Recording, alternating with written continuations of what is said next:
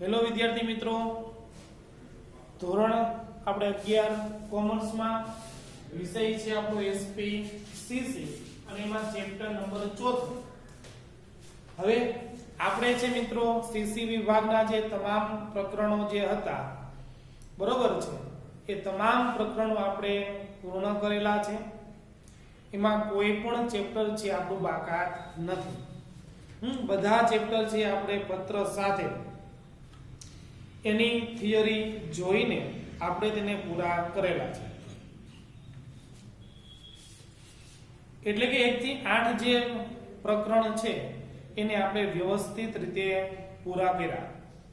હવે ત્યારબાદ વિભાગ જે બીજો છે તેમાં પણ આપણે 1 થી 3 જે પ્રકરણ જે છે એ પણ આપણે જોઈ ગયા છીએ અને હવે આપણા સિલેબસમાં પૂર્ણ થવામાં 4 ચેપ્ટર બાકી છે, બરોબર. પરંતુ મિત્રો જે 4 ચેપ્ટર જે છે તે સૌથી અગત્યના ચેપ્ટર છે, સૌથી અગત્યના પ્રકરણ છે. કારણ કે આ જે 4 પ્રકરણ રહ્યા એ તમારા માસ્ટર ડિગ્રી એમકોમ સુધી તમને ખૂબ જ ઉપયોગી બનશે. એટલા માટે આપણું સીસી એસપી વિભાગ જે છે તો તેમાં ચેપ્ટર નંબર 4 અને તેનું નામ છે આવેદન પત્ર. આવેદન પત્રને આપણે ઇંગ્લિશમાં કહીએ તો મેમોરેન્ડમ ઓફ એસોસિએશન, બરોબર. એને આપણે કહીશું આવેદન પત્ર. હવે આવેદન પત્રની વ્યાખ્યાને સાદી અને સરળ રીતે આને સમજવું હોય ને તો એને કહી શકાય જેમ આપણા દેશનું બંધારણ છે, આપણા દેશના બંધારણના ઘડવૈયા જેને કહી શકાય બાબા સાહેબ આંબેડકર, બરોબર. એ વ્યક્તિ આપણા દેશનું બંધારણ ઘડીને આપ્યું છે. એટલે આપણા દેશનું બંધારણ તો છે, બરોબર. એમાં મૂળભૂત અધિકારો પણ આપેલા છે. બધી જ વિગતવાર માહિતી બંધારણમાં આપી છે. તો જેમ આપણા દેશનું બંધારણ છે તેમ કંપનીનું પણ બંધારણ છે. કંપનીનું પણ શું છે? બંધારણ છે. આપણા દેશના બંધારણમાં તો સૌથી અગત્યની મહત્વની બાબતો છે ને આપણા બંધારણમાં આપણે ઉલ્લેખ કરેલી છે. તો અહીંયા જે આપણે કંપની જે ચલાવી છે તો કંપનીની સ્થાપના પહેલા જ તે આપણે શું તૈયાર કરી છે? આવેદન પત્ર તૈયાર કરી છે, બરોબર. આપણા દેશ માટે તો કે બંધારણ છે ને સૌથી મોટામાં મોટો દસ્તાવેજ છે, અગત્યનો મહત્વનો દસ્તાવેજ છે, બરોબર. આપણા દેશના પાયાનો સૌથી અગત્યનો દસ્તાવેજ તેને ગણાવી શકાય. તેમ આપણા કંપનીમાં પણ સૌથી અગત્યનો મહત્વનો પાયાનો દસ્તાવેજ જો કોઈ હોય તો મેમોરેન્ડમ ઓફ એસોસિએશન, જેને કહેશું આપણે ગુજરાતીમાં કહેશું તો આવેદન પત્ર.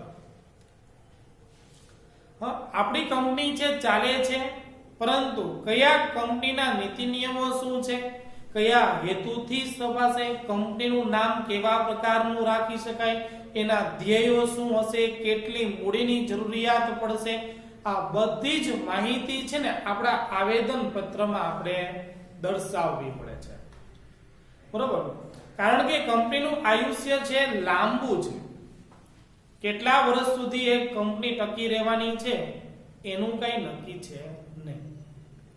જે વ્યક્તિએ કંપનીના પાયા નાખ્યા છે, કંપની આખી ઊભી કરી છે, અચાનક એ વ્યક્તિનું મૃત્યુ થાય તો એનો વારસદાર છે, એના કોઈ વારસદારના કોઈ કાયદેસરના પ્રતિનિધિઓ હવે તે કંપનીનું સંચાલન કરશે તો એને ખબર તો હોવી જોઈએ ને ભાઈ આ કયા હેતુથી સ્થપાયેલી છે, કેટલા મૂડીથી સ્થપાયેલી છે, એનું લઘુત્તમ ભરણું શું છે, કંપનીનું નામ કેવા પ્રકારનું રાખી શકાય, કેવા પ્રકારનું ન રાખી શકાય, એ તમામ બાબતો છે આપણે આવેદન પત્રમાં સમાવેશ કરે છે.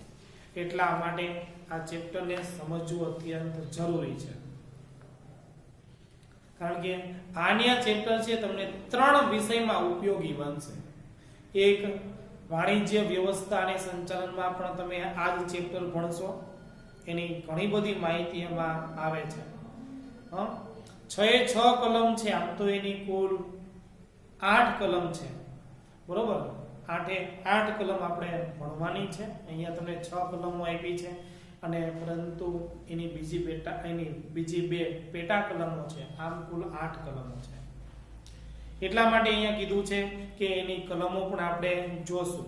બીજું કે તમારા 30% અભ્યાસક્રમને બાદ કરતા 30% અભ્યાસક્રમને બાદ કરતા આપણા સિલેબસમાં આમાંથી ભણવાનું છે કેટલું? તો મિત્રો સૌથી પહેલા અંડરલાઈન કરશો અથવા તો એને ટિક આઉટ કરશો. સૌથી પહેલા તો કે 4.1 પ્રસ્તાવના તો છે જ, તે અર્થ અને વ્યાખ્યા પણ આપણે તેને સમજવાની છે. બીજું છે આવેદન પત્રના લક્ષણ. આવેદન પત્ર કેવા પ્રકારનું હોય તો એના મિત્રો લક્ષણો પણ આપણે સમજવાના છે. પછી આવેદન પત્રની કલમો જે કુલ આપણને 6 આપેલી છે, બરોબર. આ 3 ટોપિક આપણે સમજવાના છે, બરોબર. રદ કેટલું થઈ ગયેલું છે, આવેદન પત્રનું મહત્વ અને આવેદન પત્રમાં ફેરફાર, બરોબર. આટલા ટોપિક, બે જે ટોપિક છે એને રદ કરેલા છે. કીધું તેમ કે આવેદન પત્ર છે સૌથી મોટામાં મોટો કંપનીનો દસ્તાવેજ છે, અગત્યનો છે, પાયાનો છે, મહત્વનો છે. પરંતુ આ કંપનીના તમામ દસ્તાવેજો છે ને તે કંપની કાયદેસર રીતે તૈયાર કરતા હોવા જોઈએ. આ દસ્તાવેજો તૈયાર કરતા પહેલા કંપની ધારાની જે જોગવાઈઓ છે ને તેનું પાલન કરવાનું છે. કંપની ધારાની જોગવાઈઓનું પાલન કરીને આ તમામ પ્રકારના દસ્તાવેજો બનાવી શકાય, તૈયાર કરી શકાય. અને આ તમામ દસ્તાવેજો છે જે તે અધિકારીની સમક્ષ આપણે રજૂ પણ કરવા પડશે. કંપની ઓફ રજિસ્ટ્રારની સમક્ષ આપણે રજૂ કરીને ત્યાં મિત્રો આપણે નોંધાવવા પડશે. ત્યારે આપણી કંપની છે ને અસ્તિત્વમાં આવશે. ત્યાં સુધી આપણી કંપની અસ્તિત્વમાં આવશે નહીં. પછી તે આવેદન પત્ર હોય, વિજ્ઞાપન પત્ર હોય કે નિયમન પત્ર, કોઈ પણ ધંધાનું દસ્તાવેજ હોય, આ બધા જ દસ્તાવેજો તૈયાર કરીને કંપની રજિસ્ટ્રારની સમક્ષ આપણે નોંધાવવા પડે છે. રજિસ્ટર્ડ ઓફ કંપની સમક્ષ આપણે નોંધણી કરાવવી પડશે. અને આ દસ્તાવેજોની અંદર તમે જે માહિતી લખેલી છે સંપૂર્ણપણે સાચી અને વાસ્તવિક હોવી જોઈએ, ખોટી માહિતી હોવી જોઈએ નહીં.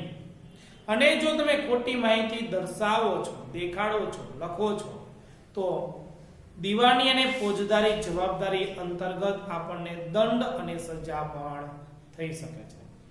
એટલા માટે અહીંયા તમને કીધું છે કે આવેદનપત્ર જે છે સૌથી મોટો, મહત્વનો, અગત્યનો નીતિ વિષય નિર્ણય લેતો દસ્તાવેજ છે. જોઈએ, ધ્યાન આપજો ખાસ કરીને. પ્રસ્તાવનામાં કંપની ધારા 2013 હેઠળ દરેક પ્રકારની કંપનીની નોંધણી ફરજિયાત છે. નવા કંપની ધારા 2013 અંતર્ગત તે કાયદા અનુસાર કોઈ પણ કંપની અસ્તિત્વમાં આવે તો એ કંપનીની આપણે નોંધણી કરવી પડશે. નોંધણી કરાવવાની ફરજિયાત છે. નોંધણી વગરની કોઈ પણ કંપની હોઈ શકે નહીં. અને કંપની કોઈ પણ વસ્તુ નોંધાયેલા વગરની ન હોઈ શકે. કંપની તો નોંધણી કરી જ છે, પરંતુ તમે શેર બહાર પડો તો શેરની પણ નોંધણી કરવાની. તમારે શેર તો કે શેર બજારમાં નોંધાવા છે તો શેર બજારમાં પણ તેની નોંધણી થાય. તમારા શેરનું ખરીદ વેચાણ કોણ કરવાનું છે તો એ દલાલની પણ નોંધણી થાય. એટલા માટે તમામ બાબતો છે ને એમાં નોંધાયેલી હોય છે. કારણ કે આપણે કંપનીમાં પૈસા રોક્યા છે તો આપણા પૈસાની સલામતી શું? ચાલો ખ્યાલ આવ્યો. એટલા માટે સરકાર છે એ કટિબદ્ધ છે. સરકાર આ જેના હુકમો છે, એની સૂચનાઓ છે, એનું પાલન તેને કરવું પડે છે કંપનીના નીતિ નિયમોને આધીન. જૂનો કંપની ધારો આપણો હતો 1956, પરંતુ એ જૂનો કંપની ધારો આપણો રદ થઈ ગયો અને તે જગ્યાએ આપણે નવો કંપની ધારો છે. જૂના કંપની ધારો 1956 છેલ્લે આપણે રચના કરી હતી, ત્યારબાદ 2012 સુધી આપણે કોઈ પણ તેમાં નીતિ નિયમોમાં ફેરફાર કર્યો નથી. 60, 65, 70 વર્ષ જેટલો સમયગાળો વીતી ગયો તો જૂના આપણા જે નીતિ નિયમો હતા તેને આપણે રદ કર્યા છે અને તે જગ્યાએ આપણા નવા નીતિ નિયમોને ત્યાં દાખલ કરેલા છે. એટલા માટે કહેવાય છે કે નવો કંપની ધારો 2013. જો તમે 1956 ના કાયદા મુજબ આ કંપની નોંધાવેલી હોય અથવા તો નવા કંપની ધારા 2013 મુજબ તમે કંપનીની નોંધણી કરાવેલી હોય તો તેને કંપની કહેવાય. પરંતુ કંપનીની ફરજિયાત તમારે નોંધણી કરાવવી ફરજિયાત છે. આગળ, કંપનીએ નોંધણી કરાવતી વખતે આવેદન પત્ર અને નિયમન પત્ર રજૂ કરવા પડે છે. જ્યારે તમે કંપનીની નોંધણી કરાવવા માટે જાઓ છો કે ભાઈ અમારે કંપની બનાવી છે, મારી નોંધણી કરો, ત્યારે નોંધણી કરાવવા જઈએ ત્યારે તમારે આવેદન પત્ર અને નિયમન પત્ર બંને દસ્તાવેજો તૈયાર કરાવવાના અને તમારે નોંધાવવાના છે, રજૂ કરવા પડશે. તે સિવાય તમારા કંપનીની નોંધણી થશે નહીં. આવેદન પત્ર તો સમજીએ છીએ, નિયમન પત્રને આપણે આગળ સમજવાનું છે 5મા ચેપ્ટરમાં, ત્યારે આપણે તેની વિશેષ વાત કરશું. અંડરલાઈન કરજો. હવે આવેદન પત્ર કંપની માટે મૂળભૂત અગત્યનો દસ્તાવેજ છે. કેવો દસ્તાવેજ કીધો? મૂળભૂત, અગત્યનો, પાયાનો, મહત્વનો દસ્તાવેજ છે. પાયાનો એટલે શું કે જ્યારથી તમે કંપની ઊભી કરો છો ને ત્યારથી તમારો આ દસ્તાવેજ છે. કારણ કે બધા જ દસ્તાવેજોનો મુખ્યત્વે આધાર આ આવેદન પત્ર છે. એટલે કે છે ત્યાં અંડરલાઈન કરજો, એક માર્કમાં પૂછાય. આવેદન પત્ર એ કંપની માટે મૂળભૂત અગત્યનો દસ્તાવેજ છે. આ એક પાયાનો એવો દસ્તાવેજ છે જેના આધારે કંપનીનું કાર્યક્ષેત્ર તેમજ ત્રાહિત પક્ષ સાથેના સંબંધો નક્કી થાય છે. મહત્વનો દસ્તાવેજ જોવાથી કે છે, પાયાનો દસ્તાવેજ જોવાથી એવું કે છે કે તમારે કંપની સાથે કેવા પ્રકારના સંબંધ છે તે આ દસ્તાવેજથી નક્કી થાય છે. જો તમારું નામ આવેદન પત્રમાં કોઈ પણ કલમમાં હોય તો એવું સમજવું કે તમે કંપનીના સંચાલક છો, અગત્યનું મોભી વ્યક્તિ છો. એટલે કે છે કે આ એક પાયાનો એવો દસ્તાવેજ છે જેના આધારે કંપનીનું કાર્યક્ષેત્ર તેમજ ત્રાહિત પક્ષ સાથેના સંબંધો નક્કી કરવામાં આવે છે. આવેદન પત્ર કંપનીનું બંધારણ રજૂ કરે છે. તમારી કંપનીની રચના કેવા પ્રકારની હશે એ સેના દ્વારા નક્કી થાય છે? તો કે આવેદન પત્ર દ્વારા. આવેદન પત્ર તમે વાંચી લ્યો, સમજી લ્યો એટલે તમને ખબર પડી જાય કે આ છે આવા પ્રકારની આ કંપની હશે. એટલે કે છે કે આવેદન પત્ર છે ને કંપનીનું બંધારણ રજૂ કરતો અગત્યનો દસ્તાવેજ છે. પરંતુ શા માટે આને મહત્વનો દસ્તાવેજ કહેવાય છે? કારણ કે આ આવેદન પત્રમાં જેમાં નામની કલમ હોય છે. તમારે કોઈ પણ કંપનીનું નામ રાખવું છે તો તમે કેવા પ્રકારનું નામ રાખી શકો, કેવા પ્રકારનું નામ ન રાખી શકાય, તો આ છે ને આવેદન પત્રમાં દર્શાવવું પડે છે. કઈ કલમમાં? તો કે નામની કલમ. કુલ એની 6 કલમો હોય છે. એમાંની સૌથી પહેલી કલમ એટલે નામની કલમ. જેમાં નામની કલમ, મૂડીની કલમ. તમે કેટલી મૂડીથી આ ધંધો સ્ટાર્ટ કરો છો તો મૂડીની કલમ પણ આમાં તમારે દર્શાવવી પડે છે. બરોબર? પૂછીની મૂડી કેટલી છે, માલિકીની મૂડી કેટલી છે, મૂડીની કલમમાં પણ તમારે તે કેટલા શેર બહાર પાડીને તમે ધંધો ચાલુ કરો છો એ મૂડીની કલમમાં તમારે દર્શાવવું પડે છે. જવાબદારીની કલમ. કયા શેરધારકની જવાબદારી કેવા પ્રકારની છે? બરોબર? કારણ કે સંચાલકોની જવાબદારી છે, કોઈ પણ શેર ખરીદનાર હોય તો શેર હોલ્ડર, શેરધારક તો તેની જવાબદારી શું છે? અમર્યાદિત છે કે મર્યાદિત જવાબદારી છે? આપણે તે બધી જ એટલે કે જવાબદારીની કલમમાં આપણે નોંધ કરવી પડશે. અને ત્યારબાદ કીધું છે ઉદ્દેશો, તેની કલમ. ઉદ્દેશો, હેતુઓ, ધ્યેય, આની કલમ પણ છે. હવે તમે કંપની તો બનાવી છે, રચના તો તમે કંપનીની કરી, પરંતુ કયા હેતુથી તમે આ રચના કરેલી છે? કઈક હેતુ તો હશે ને તમારો, આશય તો કઈક હશે ને ભાઈ. નફો કમાવો છે, સમાજની સેવા કરવી છે, શું હેતુ છે, મુખ્ય હેતુ શું છે, ગૌણ હેતુ કયા કયા છે? તો મુખ્ય હેતુ કે છે તો કે નફો કમાવો, અને ગૌણ હેતુઓ કે છે તો કે ઉત્પાદન કરેલી વસ્તુ છે સમાજમાં વહેંચી દેવી. એટલે કે ઉદ્દેશો શું છે તો ઉદ્દેશની કલમમાં તમારે તે દર્શાવવું પડે છે. બરોબર. બીજું છે રજિસ્ટર્ડ ઓફિસની કલમ. આવડી મોટી જો તમારી પાસે કંપની હોય તો એની ઓફિસ તો ક્યાંક હોવી જોઈએ ને. ને એ ઓફિસ પણ ક્યાં બનાવવાની? તો મોટા શહેરમાં. મોટું એટલે કે વિસ્તારની દ્રષ્ટિએ નહીં, સુવિધાની દ્રષ્ટિએ. રોડ, રસ્તા, ટેલિફોન, કોઈ પણ મોટી મીટિંગ કરવી છે તો મોટી હોટલ, આવા પ્રકારની સગવડતા હોય ને તે જગ્યાએ તમારે આ રજિસ્ટર્ડ ઓફિસ બનાવવાની. કલકત્તા છે, હૈદરાબાદ છે, મુંબઈ છે, સુરત છે, વડોદરા છે, રાજકોટ છે, બધા જગ્યાએ તમે જોશો કે તમામ પ્રકારની ફેસિલિટી મળી રહેશે.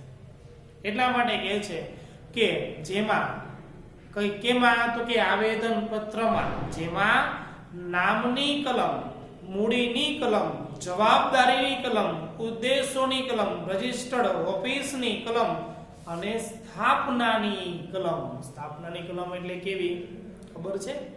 જ્યારે તમે કંપની સ્થાપો છો ને તો ત્યારે તેની પણ કલમ દાખલ કરેલી છે. સ્થાપનાની કલમમાં પણ તમારે ઉલ્લેખ કરવો પડશે, જેને ભરણાની કલમ કહીએ છીએ. લઘુત્તમ ભરણું મિત્રો તમારું ન ભરાય ને તો તમને છે ને આ ધંધો શરૂ ન થઈ શકે, તમારી કંપની અસ્તિત્વમાં છે. લઘુત્તમ ભરણું એટલે શું? તો તમે જેટલા રૂપિયાના શેર બહાર પાડેલા છે તેમાંથી તમને ઓછામાં ઓછી રકમ મળવી જોઈએ. તો ઓછામાં ઓછી રકમ કેટલા રૂપિયા મળવી જોઈએ? તો કે છે તમે એમ કીધું કે 5 લાખ રૂપિયાના મેં શેર બહાર પાડ્યા છે, એમાંથી જો મને 4,50,000 રૂપિયાની અરજી મળી જાય ને તો હું ધંધો ચાલુ કરી શકું. 4,50,000 ની તમને અરજી ન મળે તો તમે ધંધો ચાલુ ન કરી શકો. ઓછામાં ઓછા 4,50,000 તો શેર વેચેલા હોવા જોઈએ. અપૂરતા નાણાંથી, શું કીધું? અપૂરતા નાણાંથી તમે ધંધો ચાલુ કરી શકો ખરા? ન થઈ શકે. કેમ ન થઈ શકે? કારણ કે અધ વચ્ચે નાણાં તો ખલાસ થઈ જશે. એટલા માટે કે છે કે આ બધી જ જોગવાઈ છે ને સ્થાપનાની કલમમાં કરવાની. એટલા માટે તેને ભરણાની કલમ કીધી. આ બધી કલમો છે તે તમારે તમારા આવેદન પત્રમાં જે 6 કલમ છે અને ત્યારબાદ એક આપણી 7મી કલમ છે અને તેની પેટા કલમ જે 2 છે. નવા કંપની ધારા 2013 મુજબ એકાંકી વેપારી, એકાંકી કંપની પણ હોઈ શકે ખરી. એકાંકી એટલે માત્ર એક વ્યક્તિની જ કંપની સ્થાપી શકાય. કોઈ પણ એક વ્યક્તિ એવું કહે છે કે ના, આખી કંપનીનો માલિક હું એક પોતે જ તે, બીજો કોઈ વ્યક્તિ નહીં, તો સરકારે નવા કંપની ધારા 2013 મુજબ તેને છૂટ આપેલી છે કે હા તમે એક વ્યક્તિ માલિક બની શકો. પરંતુ એમાં જે મૂડી છે એ બધી જ મૂડી કોની હોવી જોઈએ? તો એક વેપારીની જ હોવી જોઈએ, એક માલિકની જ હોવી જોઈએ, બીજા કોઈ શેરધારક છે નહીં. એટલા માટે કીધું છે કે માત્ર એક વ્યક્તિ કંપની સ્થાપી શકે. એની પેટા કલમ પાછી જુદી 2 છે. બરોબર. તો આવી રીતે મિત્રો છે જુદા જુદા નીતિ નિયમો જે છે એના બંધારણમાં જે જોગવાઈ કરેલી છે એની જે પેટા કલમો છે તો એ આપણે વિસ્તૃત રીતે આ ચેપ્ટરમાં તેને સમજવાની છે. આગળ તમને માત્ર એકલ વ્યક્તિની કંપનીમાં જે છે તો કે આ કાયદો છે ને, જ્યારે 1956 નો કાયદો હતો ત્યારે એક વ્યક્તિ કંપની સ્થાપી શકતો ન હતો. પરંતુ નવા કંપની ધારા 2013 મુજબ સરકારે તેને છૂટ આપી કે કોઈ પણ એક વ્યક્તિ છે કેપેબલ છે પૈસાની દ્રષ્ટિએ આખી મોટી વિશાળ કંપની ઊભી કરી શકે તેમ છે, તો તેને છૂટ આપી પરંતુ એની પેટા કલમ પાછી 2 છે. કઈ? બધા શેર લઈ લેવા માટે સંમતિ. બધા શેર લઈ લેવા તમે એમાં કીધું જ છે કે બધા શેરનો માલિક એક વ્યક્તિ જ હોય, બરોબર. પરંતુ હવે આ એક વ્યક્તિ છે કંપનીનો માલિક છે, તે મૃત્યુ પામે તો તે સંજોગોમાં તેના મૃત્યુ અગાઉ તેના વારસદારની નિમણૂક થયેલી હોવી જોઈએ. એને લેખિતમાં લખીને જવાનું છે કે જ્યારે મારું અસ્તિત્વ ન હોય,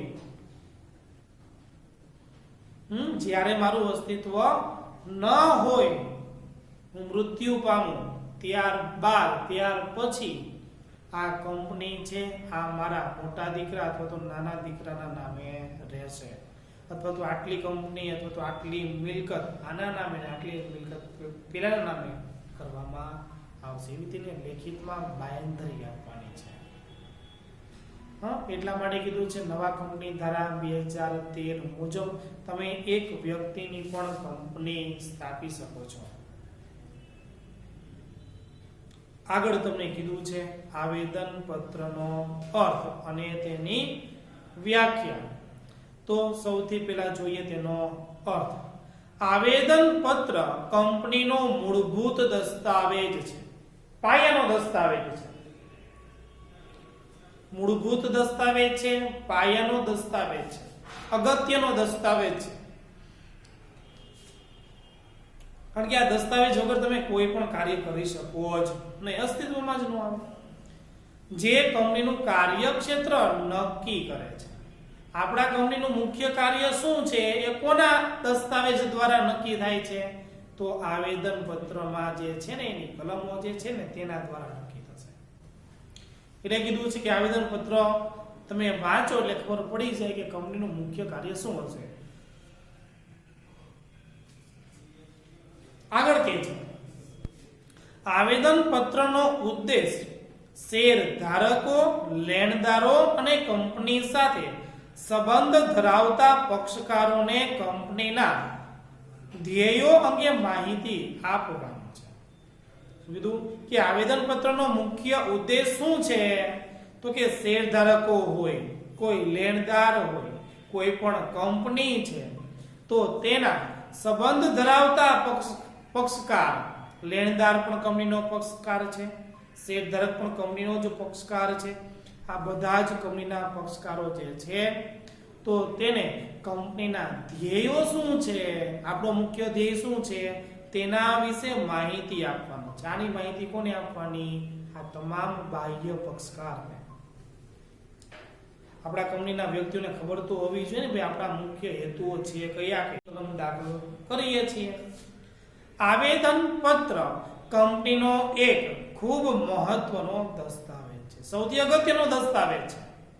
જેમાં આપણું દેશનું બંધારણ છે તેમ, જેમાં અમુક ચોક્કસ નામની કલમ, અમુક રાજ્યમાં આવેલી અમુક શેર મૂડી ધરાવતી સભ્યોની નક્કી કરેલી જવાબદારી વાળી ને નિશ્ચિત ઉદ્દેશ માટે તેમાં સહી કરનારાઓ દ્વારા સ્થપાયેલી કંપનીનું સૂચન કરે છે.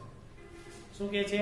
આવેદન પત્રમાં જે છે તો એમાં ચોક્કસ કંપનીનો એક મહત્વનો દસ્તાવેજ છે કે જેમાં અમુક ચોક્કસ નામની કલમ કે જેમાં આપણે કેવા પ્રકારના નામ રાખી શકાય ને કેવા પ્રકારના ન રાખી શકાય, અમુક રાજ્યમાં આવેલી, આપણે પાછી રજિસ્ટર્ડ ઓફિસ તો બનાવવી પડશે ને, કાયદેસરની ઓફિસ, બરોબર ને? એ કયા શહેરમાં તમે બનાવશો તે શહેરનું નામ, સરનામું બધું તે લખવાનું. તેમાં અમુક શેર મૂડી ધરાવતી, કારણ કે મૂડીની કલમમાં તો તમારે મૂડી લખવી પડશે, શેર મૂડી છે કેટલી, શેર છે કેટલા, સભ્યોની નક્કી કરેલી જવાબદારી વાળી, કયા સંચાલકો, કયા સભ્યો, એની જવાબદારી શું છે, કેટલી જવાબદારી છે, કેટલી જવાબદારી નથી, એ બધું જ છે તમારે જવાબદારીની કલમમાં લખવું પડશે. નિશ્ચિત ઉદ્દેશ માટે નક્કી કરેલા ઉદ્દેશો, તમારા ઉદ્દેશો શું શું છે, કયા ઉદ્દેશ થકી, કયા હેતુ થકી, કયા ધ્યેય થકી તમારી કંપની અસ્તિત્વમાં આવેલી છે, તેમાં સહી કરનારા દ્વારા, સહી કરનારા એટલે કોણ? જ્યારે કંપનીની સ્થાપના થાય છે ત્યારે મહત્વનો દસ્તાવેજ છે તો તેમાં સહી તો કરવી પડશે ને. તો જે વ્યક્તિ સહી કરે છે એ આપોઆપ કંપનીનો માલિક બની જાય છે, જેને સ્થાપકો કહેવાય છે. તો સ્થાપનાની કલમમાં પણ આ દર્શાવવું પડે છે. આ બધી જ છે ને, બધી જ કલમો આપણે આમાં ભણવાની છે. આવેદન પત્રમાં આ બધી કલમો તેનું સૂચન કરે છે કે આવેદન પત્ર છે. પરંતુ આવેદન પત્રમાં તો ખબર તો હોવી જોઈએ ને કે આપણે કયું કયું માહિતી દર્શાવવાની, કયું કયું કાર્ય દર્શાવવાનું છે. એટલા માટે તો આવેદન પત્રનો અર્થ જે આ છે તે અહીંયા આપણે પૂરો કર્યો. હવે નેક્સ્ટ લેક્ચરમાં આપણે જોશું તેની વ્યાખ્યા. પરંતુ અત્યારે મેં તમને પ્રસ્તાવના અને આવેદન પત્રનો અર્થ જે સમજાવ્યો છે એમાં કોઈને કંઈ પ્રશ્ન હોય તો પૂછી શકો છો.